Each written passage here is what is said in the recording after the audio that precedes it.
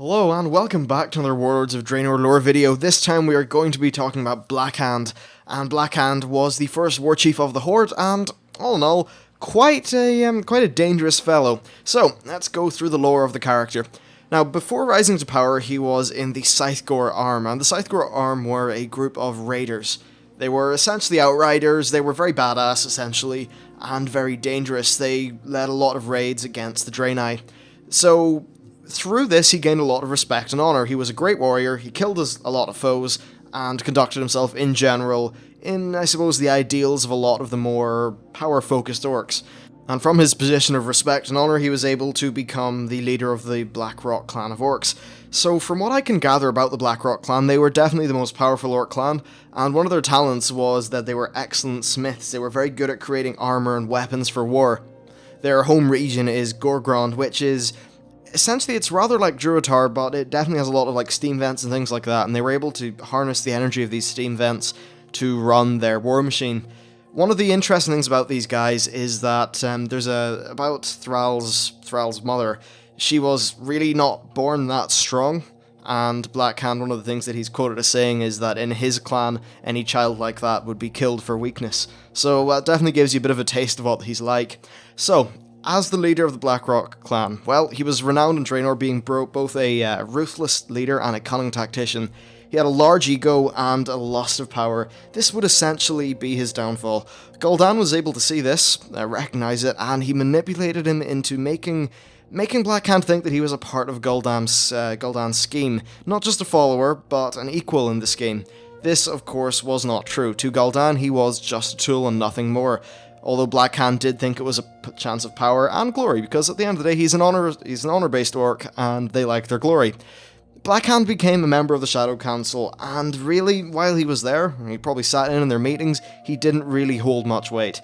Gul'dan wanted more warlocks and that sort of thing, so what better way to get them than getting Blackhand to hand over his shamans? Blackhand accepted this, really mainly because his shamans were not of great use. They'd been cut off from the elements due to the war with the Draenei, so they may as well be sort of transformed into the warlock fel magic so that they can be useful to the Horde. And the shamans that he gave over became the first warlocks of the Horde. So, through manipulation, Gul'dan was able to secure Blackhand's position as the leader of the newly formed Horde. Blackhand's seat was in Hellfire Citadel, and it's from here that he commanded the Horde's war against the Draenei, including the successful invasion of Satrath City. The city would eventually be reclaimed by the Shatar and the Naru Adal, but at least for now, the city was destroyed, and he forced the Draenei people into hiding in Zangarmarsh.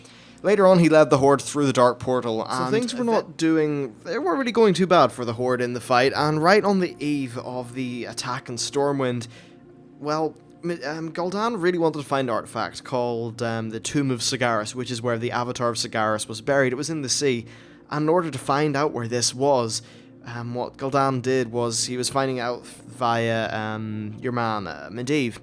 Now, of course, I'll go into more detail about these two characters in a bit, but essentially, while he was scanning Medivh's mind for this, for the location, Medivh was killed, and that put Gul'dan into a coma, and because he was in a coma, he wasn't able to guide and counsel Blackhand, meaning that Blackhand was vulnerable. Now, Ogrim Doomhammer was Blackhand's second in command, and really, he could, from his position he could see the amount of puppetry that was going on, and the Blackhand really wasn't the guy in command, it was Gul'dan, and Blackhand, through his own sort of egotistical idiocy, in a way, was being manipulated. So, what he did was that along with some loyal troops, he led a little bit of a very small rebellion, in that he really just went and killed him. He decapitated Blackhand, taking command of the Blackrock clan, and the Horde as a whole. And that's really all that happened to Blackhand. Now, the time that we see him in Warlords of Draenor is pre-Gul'dan, pre-manipulation, when he is just a power-hungry, badass orc with a lot of power, commanding one of the smartest in terms of being able to construct war machines, elements of the Horde, and he's basically just extremely powerful.